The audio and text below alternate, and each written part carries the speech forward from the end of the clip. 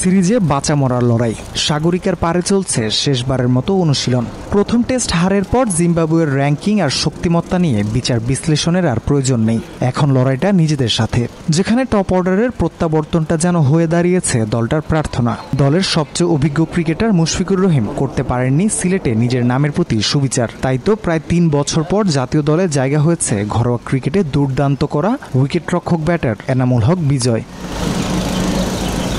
হাসান খালেদ মিরাজ তাইজুলদের নিয়ে tiger bowling অ্যাটাকটা চলছে ঠিকঠাক। পিএসএল খেলতে দেশ ছাড়া নাহিদ রানার পরিবর্তে দলে ঢুকেছেন স্পিনার তানভীর ইসলাম। অনুশীলনে বলে টার্ন করিয়ে জানান দিয়ে রাখলেন কেন তিনি টাইগার স্কোয়াডে। Head coach Phil Simmons Chattogram test দিয়েই ঘুরে দাঁড়াতে চান।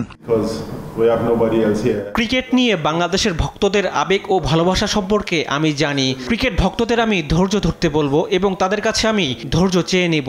দলকে ম্যাচে ফেরাতে যা যা করা দরকার সকল কিছুই করা হচ্ছে। এদিকে সিলেট টেস্ট জিতে আত্মবিশ্বাসী জিম্বাবুয়ে। 7 বছর পর বাংলাদেশের বিপক্ষে টেস্ট জিতে নিজেদের জানান দিয়েছে ক্রেগ আরভিনের দল। এবার তাদের লক্ষ্যটা হোয়াইট ওয়াশের।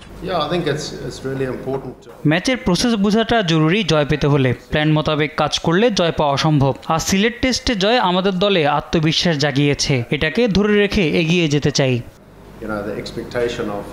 সোমবার চট্টগ্রামে দ্বিতীয় টেস্ট শুরুর আগে নিজেদের শেষবারের মতো ঝালিয়ে নিচ্ছেন টাইগাররা।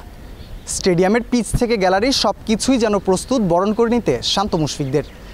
সিরিজের দ্বিতীয় ও শেষ টেস্টে জয় দিয়ে সমতায় ফিরতে পারবে কি বাংলাদেশ, নাকি ঘরের মাঠে হোয়াইট ওয়াশের লজ্জা নিয়ে সিরিজ শেষ করবে শান্তর দল? রাফিউল ইসলাম রাতুল, দেশ টিভি, চট্টগ্রাম।